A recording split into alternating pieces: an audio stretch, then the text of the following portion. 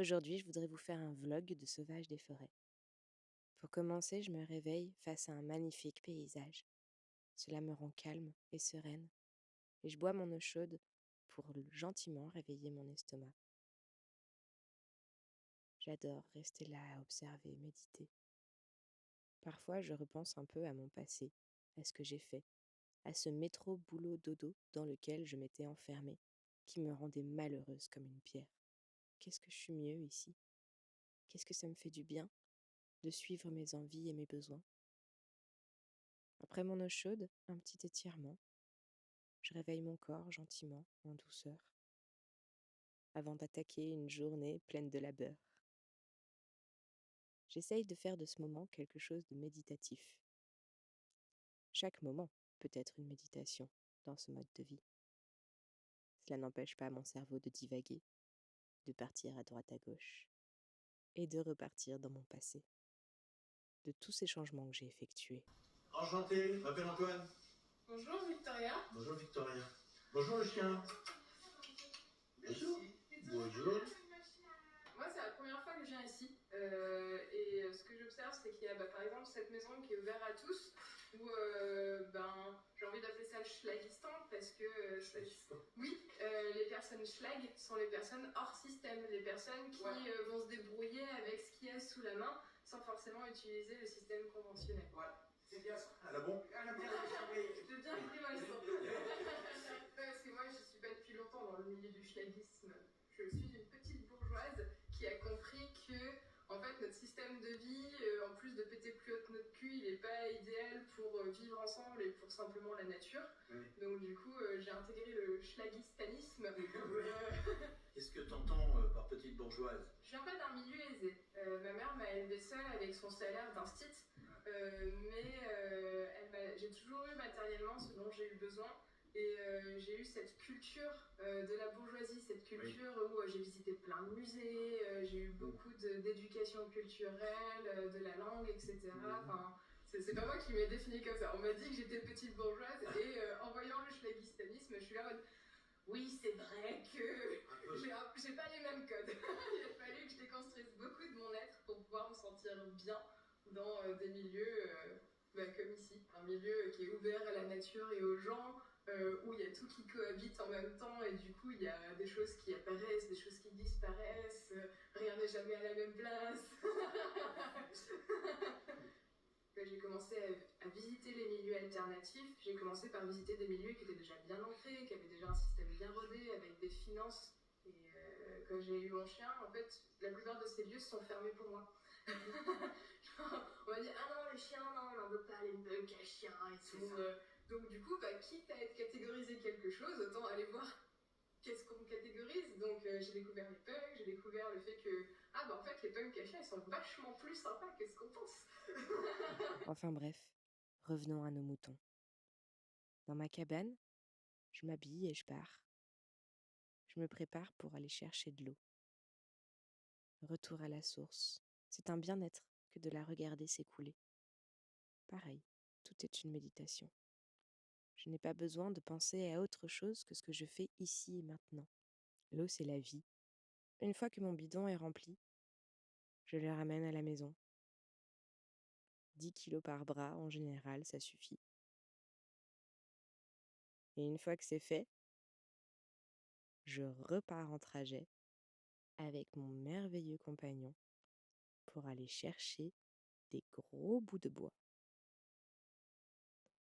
Parce que se chauffer l'hiver, quand on vit dehors, c'est passer par un poêle, c'est passer par du bois, c'est passer par de la scie, et encore un instant de méditation.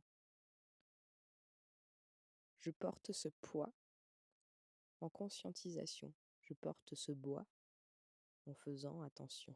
Et c'est comme ça que je m'entraîne, c'est comme ça que j'utilise mon corps, c'est à ça que ressemblent mes journées.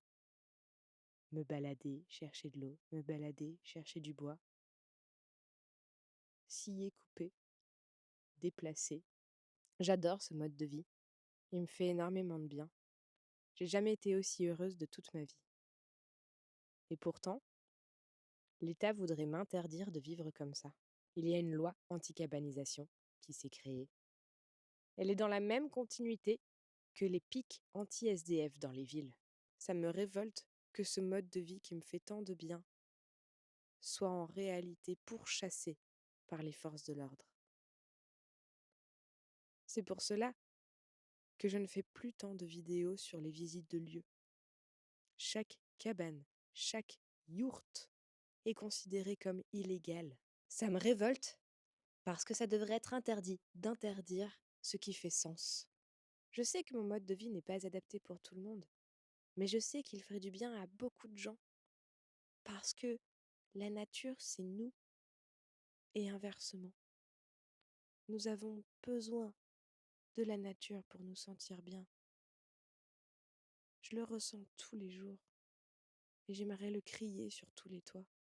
Sortez de vos cubes de béton pour faire quelque chose qui vous plaise. La nourriture pousse gratuitement dans le sol si mon mode de vie me plaît.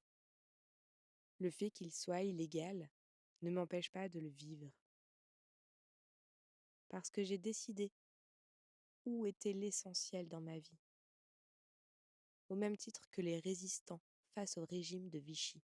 Vous préféreriez être résistant ou collabo? C'est tout sauf simple, le changement, surtout quand il est à contre-courant. Mais une fois qu'on est dedans, il y a quelque chose qui se soulage si on a suivi nos besoins. Et une fois qu'on est à l'écoute de nos besoins, le soulagement est tellement intense que toute l'illégalité du monde ne légitime pas le fait de s'éloigner de notre bien-être. Nous vivons dans un monde d'idées. L'argent est un concept philosophique que nous avons collectivement accepté. Alors, tout est possible. Nous pouvons changer et réorganiser nos idées collectivement, localement, pour que ce soit plus simple. La révolution est déjà en marche. Je suis une sauvage des forêts parmi tant d'autres. Nous nous cachons et nous faisons des terres nourricières, des lieux d'accueil. Et moi, de mon côté, après une journée à trimballer des trucs dans la forêt, eh ben, j'allume mon feu et je fais la télébûche.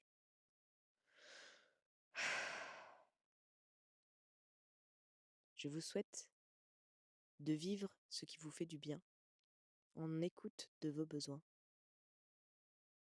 Et ce n'est pas aux dirigeants de notre État de vous dire quoi faire, parce qu'ils ont arrêté d'être dans la bienveillance du peuple. Ça fait longtemps que nos dirigeants ne nous écoutent plus, qu'ils nous voient comme des esclaves qu'ils peuvent exploiter pour du profit immédiat. Mais ce n'est pas ce que nous sommes. On bouillonne de rage, on bouillonne de colère et d'injustice.